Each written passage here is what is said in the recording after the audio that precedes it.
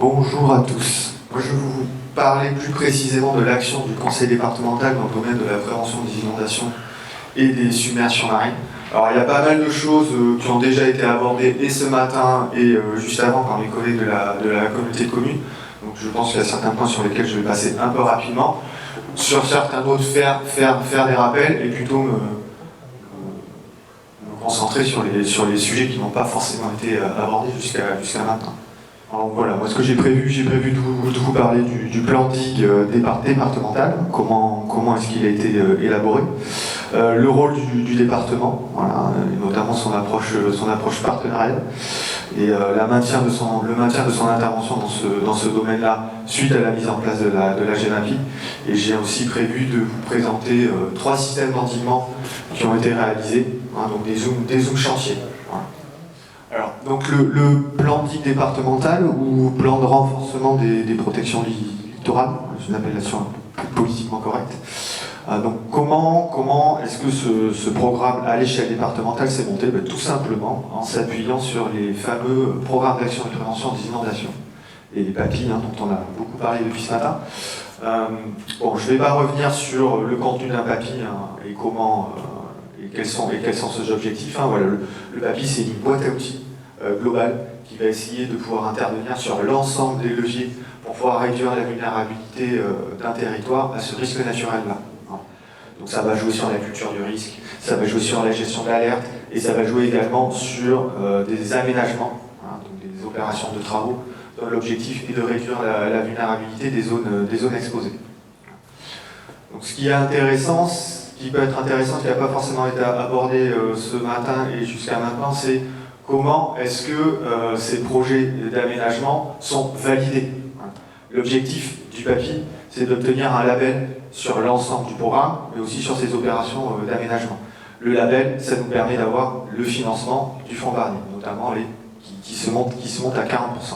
Donc c'est vraiment un des premiers leviers qui va permettre justement la réalisation des projets derrière.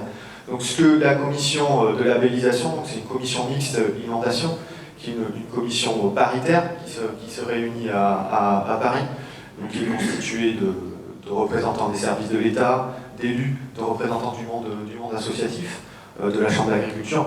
C'est vraiment une commission paritaire qui rassemble l'ensemble des acteurs concernés par ce type de risque naturel. Il y a notamment les assureurs qui sont présents au sein de cette commission.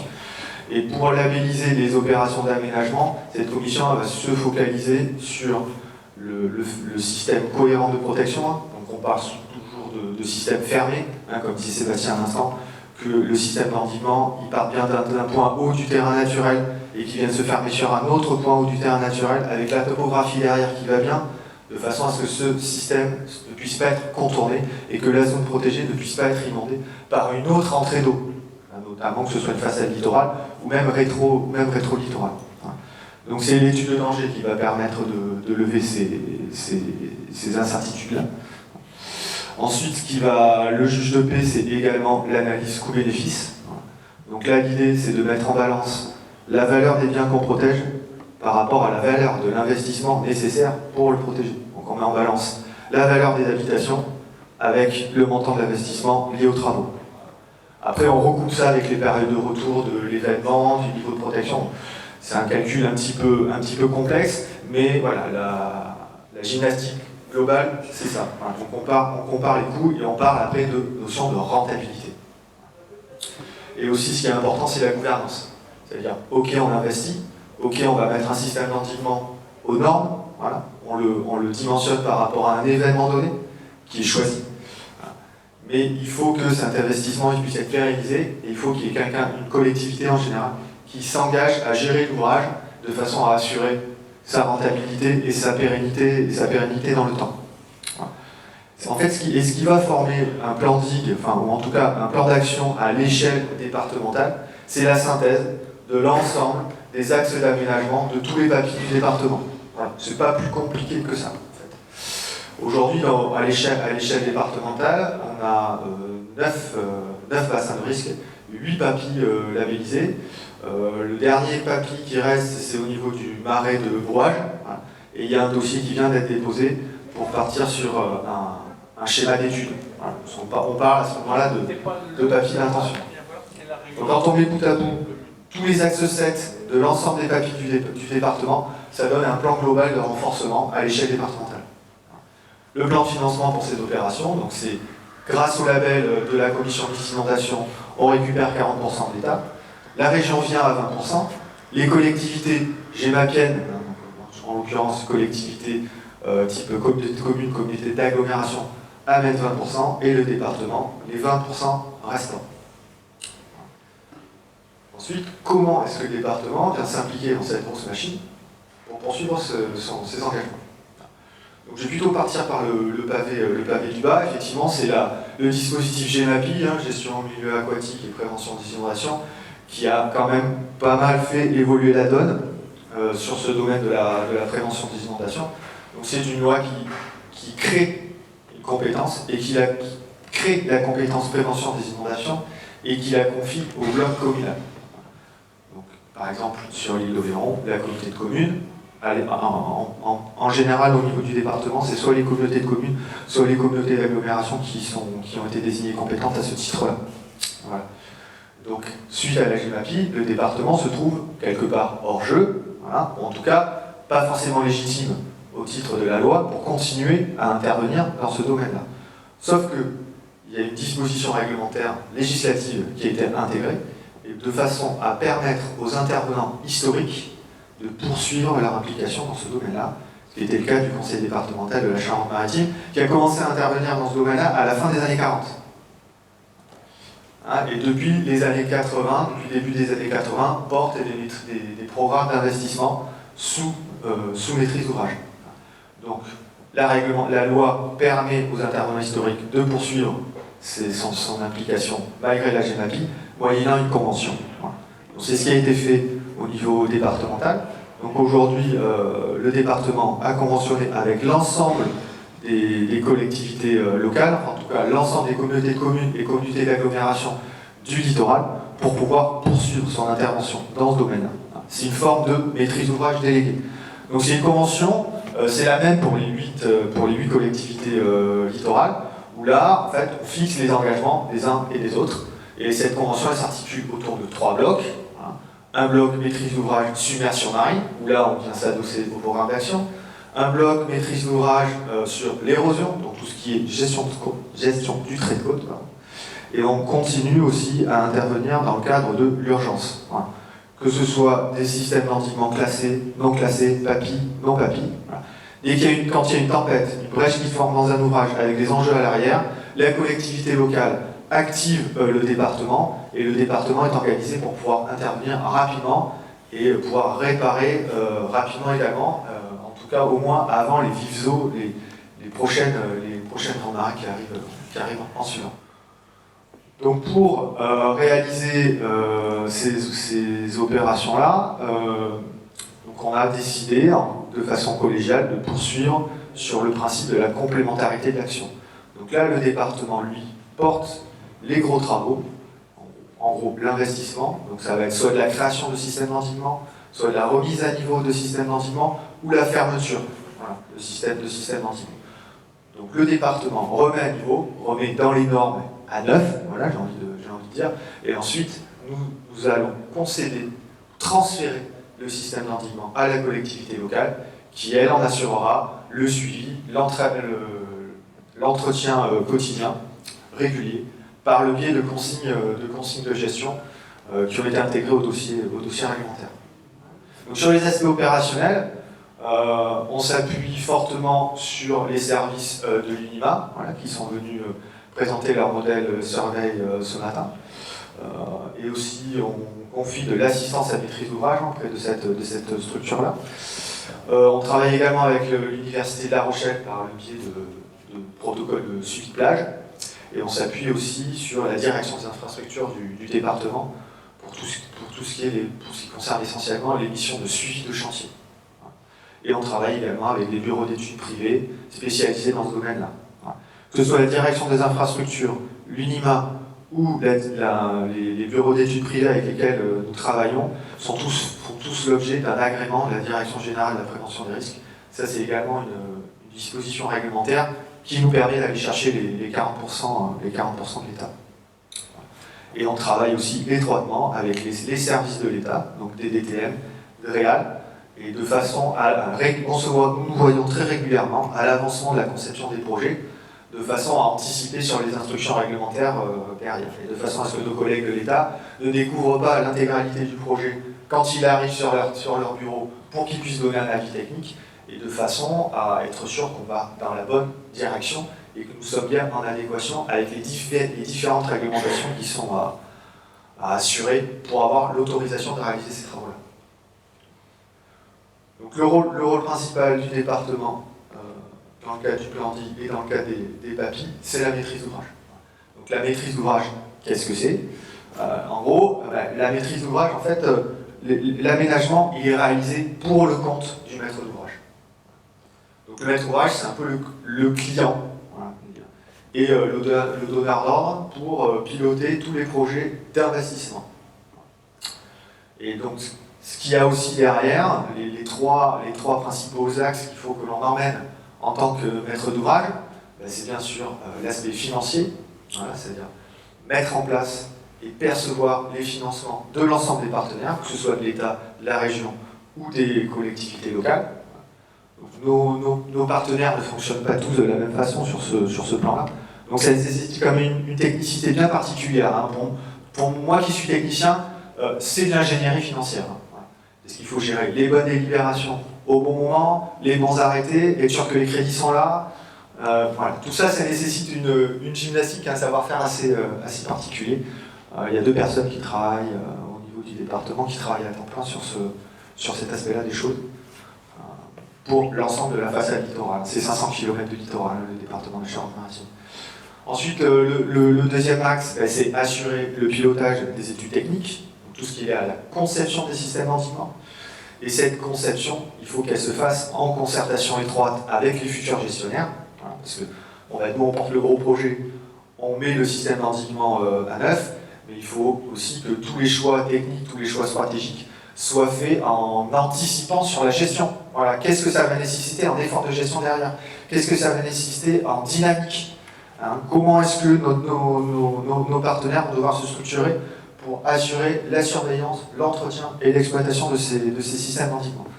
Donc c'est pour ça qu'on essaye autant que possible, voilà, d'assurer la conception des projets en concertation avec les collectivités locales, mais également avec les services de l'État. Et enfin, le dernier bloc, non des moindres, c'est de réaliser ces aménagements dans le cadre du droit. Donc, pour avoir l'autorisation de démarrer nos travaux, il nous faut l'arrêté préfectoral, voilà, qui couvre l'ensemble du champ réglementaire pour faire ça dans les règles. Donc ça va de la loi sur l'eau, de Natura 2000, voilà, tout ce qui est en lien avec la préservation de la biodiversité. Il faut, par exemple, dans ce cadre-là, que ce soit Natura 2000 ou loi sur l'eau, il faut qu'on démontre que notre projet et la conception de nos projets ont mis en place, ont tout fait pour éviter les impacts environnementaux.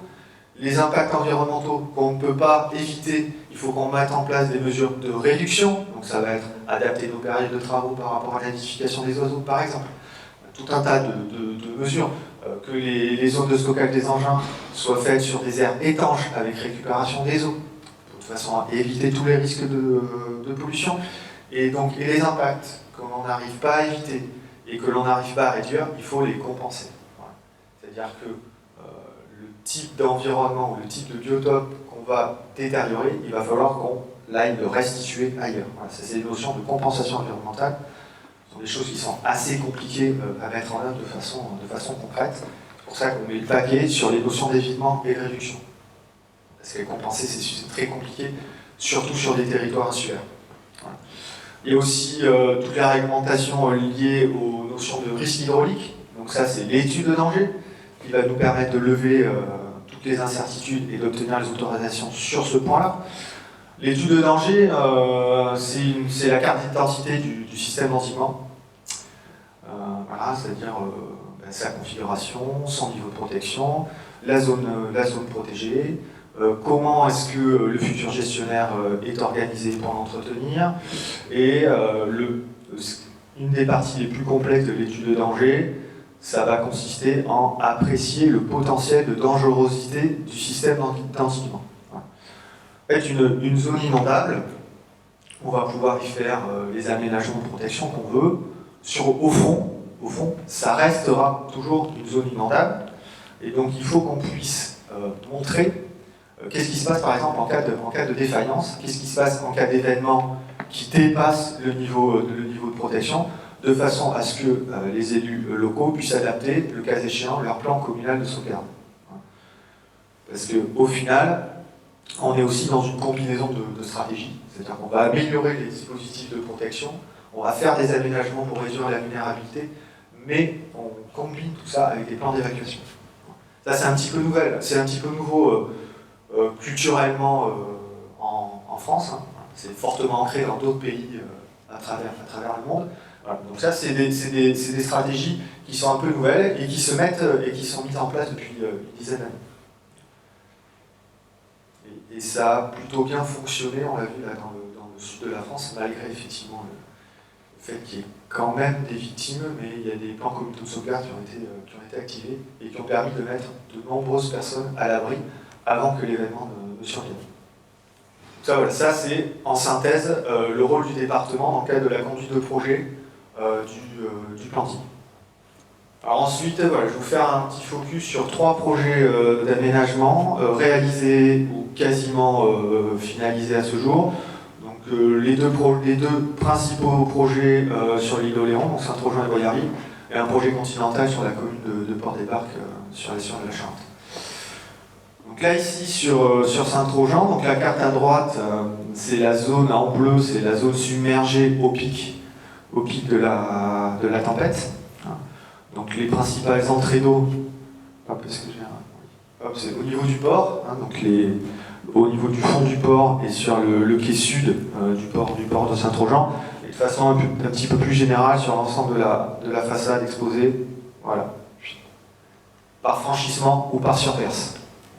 C'est-à-dire franchissement, c'est des paquets de mer qui vont passer par-dessus les digues et qui vont remplir les cuvettes petit à petit. La surverse, c'est quand vraiment le niveau statique de la mer, donc le niveau sans la houle, hein, dépasse le niveau des digues, et là ça se déverse fortement. Hein.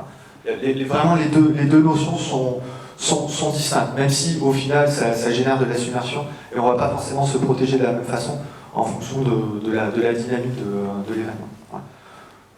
Donc là j'ai mis quelques clichés, hein, notamment la photo en bas à droite où il me semble qu'il y a quelques maisons qui ont été déconstruites. C'est ce qui a formé la zone de solidarité, et le skatepark et le city-stade au niveau de la zone du Marais perdu. Donc le système d'endiguement sur ce secteur-là, donc on voit une vue globale en haut à gauche, quelques photos de chantier en haut à droite, et une coupe type en bas à droite. Donc le système d'endiguement, on part d'un point haut du terrain naturel qui est au niveau du rond-point à l'entrée du village, et on vient se fermer au bout du boulevard de la plage. On a un terrain naturel qui va remonter. C'est assez faiblement perspective à l'œil nu, mais voilà, c'est ce que les relevés topographiques nous montrent. Donc on vient se fermer dès que le terrain naturel est à la bonne cote par rapport à un niveau de protection qui tient plusieurs centimètres. Donc en bleu, c'est du parapet. Voilà, c'est des choses qu'on utilise assez régulièrement quand on a peu d'emprise disponible. C'est souvent le cas en zone portuaire. Donc les parapets, c'est quelque chose qu'on va privilégier, voilà, quand on a peu de place et quand il y a des usages. C'est-à-dire qu'il faut qu'on maintienne des accès au port, des accès au bassin. Donc c'est plus facile de venir fermer un parapet par des protections amovibles, voilà, on ferme en cas d'alerte, que sur un gros remblai. Donc la partie rouge, c'est le renforcement de la levée du marais perdu. Globalement, au niveau du plan départemental, on ne crée que très peu d'ouvrages. On est sur un département historiquement endigué, hein, avec beaucoup de polders. Donc on a un maillage de digues qui existe depuis parfois plusieurs centaines d'années, et dans 90% des cas, on va venir s'appuyer sur des ouvrages existants pour améliorer leur configuration, améliorer leur tenue interne, de façon à tout remettre dans les normes et dans les règles de l'art. C'est le cas sur la levée du marais perdu. Là, ce qu'on a fait sur cet ouvrage-là, c'est qu'on est venu, nous sommes venus, doubler la carapace en enrochement. Donc on a rajouté une deuxième couche d'enrochement sur les enrochements existants. On est venu assurer un niveau d'étanchéité en faisant une tranchée. Voilà, en fait, au niveau de la crête de digue, on a fait une tranchée qu'on a remplie de matériaux étanches argileux et compactés. Voilà. Ça nous a évité parce que c'était un ouvrage où on avait constaté des défauts ponctuels d'étanchéité. Et c'est une technique qui nous a permis d'utiliser le noyau existant. Voilà, on n'a pas eu à tout déconstruire et reconstruire en faisant cette tranchée étanche-là. Voilà, ça nous a permis de faire des économies et d'être efficace. Voilà. Et ce qu'on a pu faire aussi, c'est, là je ne les ai pas matérialisés sur le plan, mais au niveau de cette levée, on a soit créé, soit restauré, ce qu'on voit sur la coupe en bas, des ouvrages traversants. Voilà, ce qui nous permet de vidanger rapidement en cas de franchissement important ou en cas d'événement qui dépasse le niveau de protection. Il y a trois ouvrages hydrauliques qui permettent de vidanger la zone en cas de submersion. Voilà. Et là, c'est quand on va être sur des événements. Alors, pour Xynthia plus 20, il y a des franchissements, mais qui viennent se stocker dans le marais. Donc des zones où il n'y a pas d'enjeu, il n'y a pas d'habitation. Voilà. Par contre, si on a un événement supérieur à Xynthia plus 20, on peut penser qu'il y aura plus d'eau dans la zone protégée. Et donc ces trois ouvrages-là nous permettent de ressuyer, voilà, d'assurer une résilience et donc un retour à la normale, si je puis dire, qui serait le plus rapide possible. Voilà en ce qui concerne Saint-Trojan. La spécificité aussi sur ce projet-là, notamment au niveau du boulevard de la plage, c'est qu'on nous avons pu mutualiser notre projet de protection contre la submersion marine avec un projet paysager de requalification du boulevard de la petite plage. Voilà. Ce qui fait qu'aujourd'hui on a un parapet qui est intégré dans un aménagement paysager. C'est des choses qui ne sont pas toujours simples à réaliser en termes de coordination. Et là, ici, sur ce secteur-là, ça a plutôt bien fonctionné. Voilà. Après, tout est subjectif, mais moi, sur le boulevard de la plage, je trouve que c'est plutôt bien réussi. Le deuxième gros projet sur l'île d'Oléron, donc là, nous sommes sur Boyarville. Toujours pareil, hein, des photos illustratives sur la droite, et l'état de submersion sur la gauche, toujours au pic de la tempête.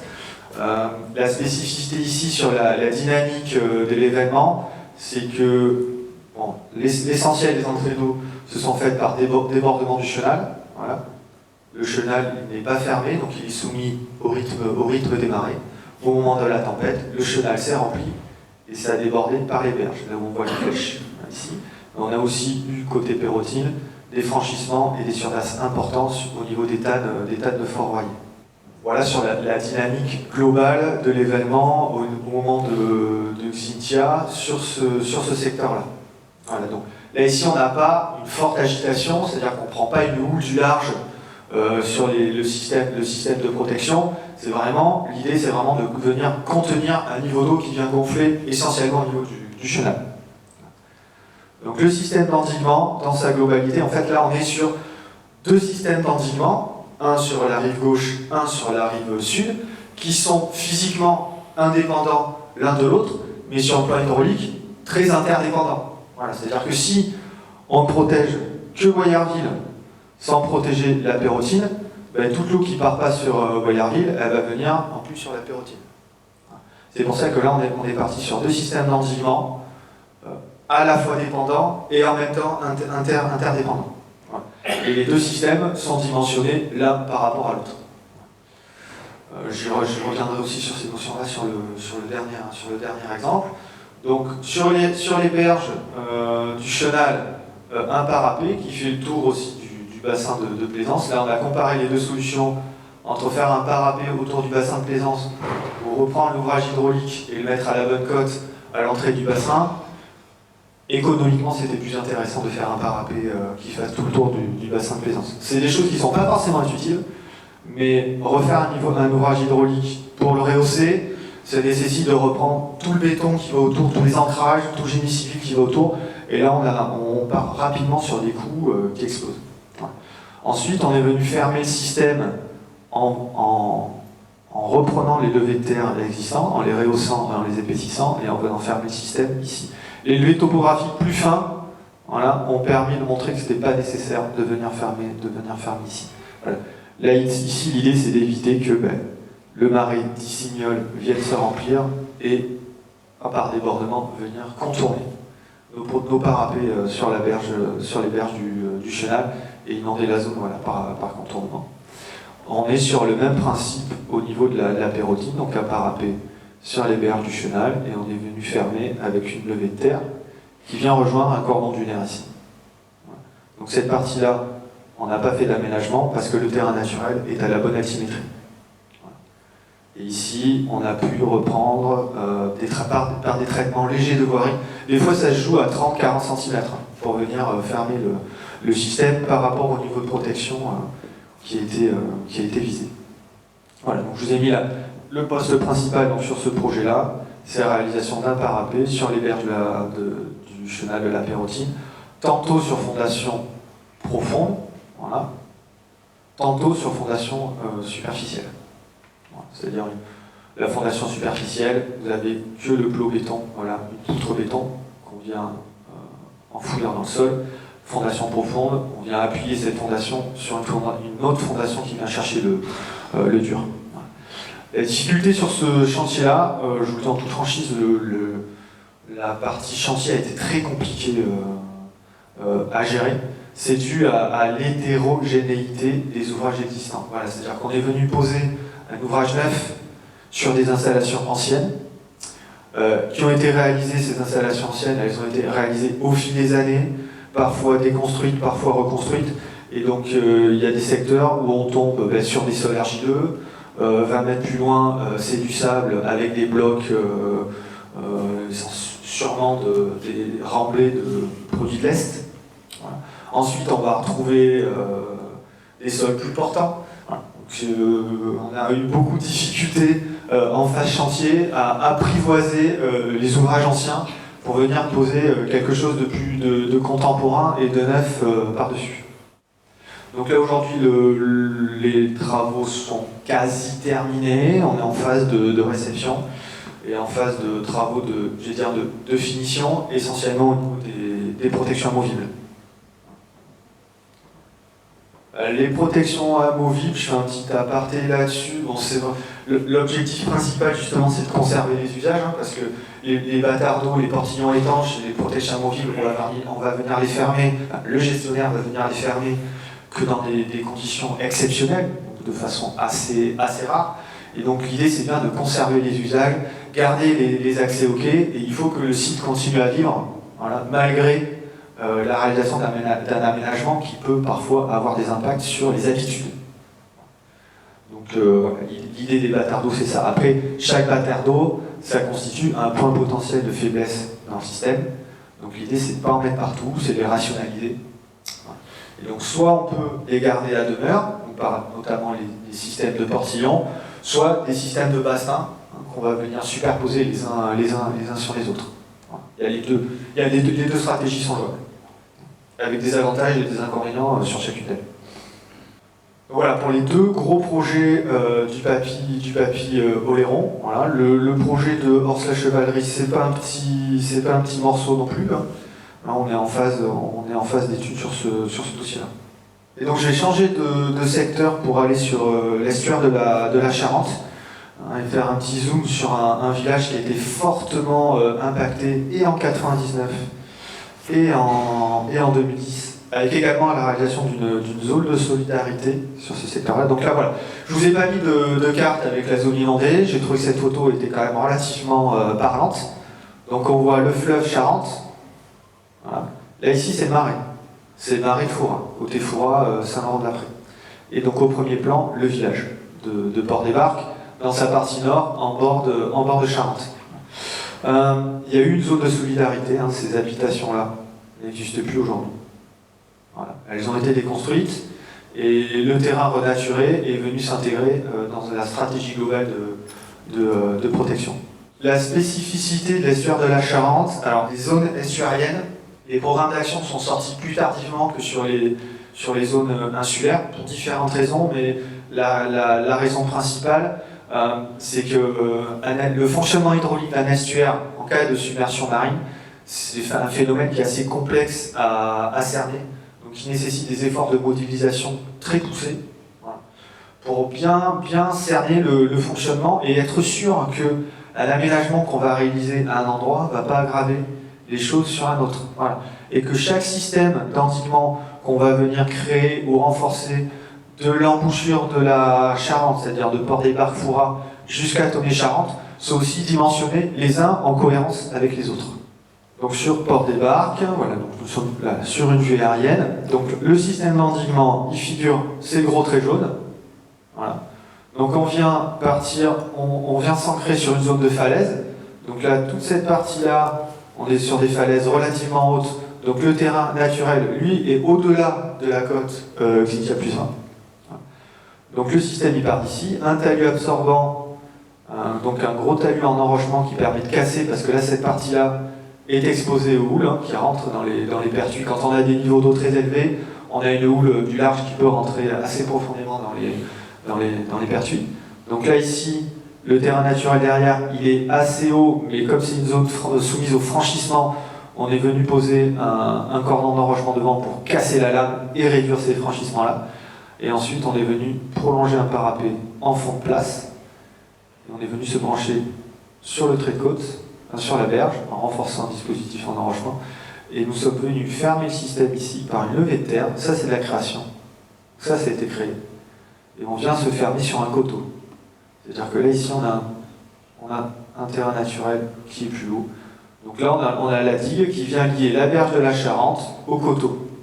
Et ce qui permet d'éviter que l'eau ne contourne et ne vienne inonder la zone urbaine par l'est.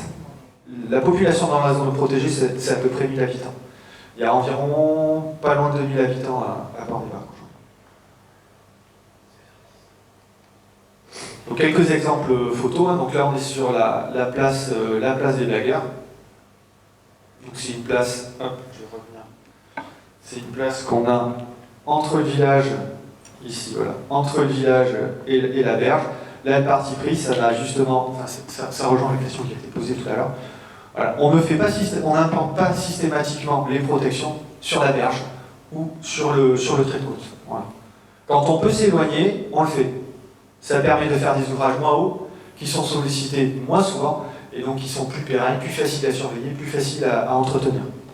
Et donc du coup, la place n'est pas en zone protégée. Et donc pour conserver les circulations entre les commerces et cette place, qui est utilisée essentiellement, par exemple, essentiellement en zone estivale, ça sert de champ de foire, ça sert de zone de marché.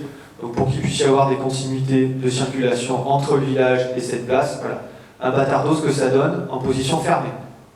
Donc là, c'est un bâtard d'eau à lame, tout à fait classique, qui est stocké dans les ateliers municipaux quand on n'en a pas besoin. Et donc ce muret, il a été prolongé le long de la place. Hop, et ensuite, ce muret, il vient lier la berge de la Charente, qui a été renforcée par un talus en enrochement. Voilà, vous voyez ici, ça c'est en face chantier. Et là, c'est une fois réalisé. Donc un rideau de pales planches pour assurer le niveau d'étanchéité et un cordon en enrochement devant pour venir absorber l'agitation. Voilà, les principaux postes de ce projet de protection à Port-des-Barques, voilà, qui vient s'intégrer dans le PAPI, dans le programme d'action et de prévention des inondations de l'estuaire de la Charente. Moi, j'en ai terminé pour la présentation, pour ma partie aujourd'hui. J'avais juste fini par une petite diapo un peu. L'idée, c'est pas forcément que ce soit visible, que ce soit lisible plutôt. L'idée, c'est de montrer, en gros, toutes les tâches qui sont réalisées dans ce type de conduite de projet. Chaque ligne, c'est une tâche. Donc, que ce soit sur les aspects financiers, sur les aspects techniques et réglementaires. Donc à chaque ligne, avec des renvois de ligne à ligne. Donc ça, c'est un petit peu pour illustrer le fait que, par exemple, un projet comme Saint-Trojan, enfin ce que je viens de vous exposer, Saint-Trojan, Boyarville ou Port-des-Barques, c'est 3 à 4 ans de gestation quand tout se passe bien. Voilà, c'est-à-dire, par exemple, quand il n'y a pas de maîtrise foncière à faire, notamment tout ce qui est procédure d'expropriation, quand on arrive rapidement à des consensus, notamment en termes de sites classés.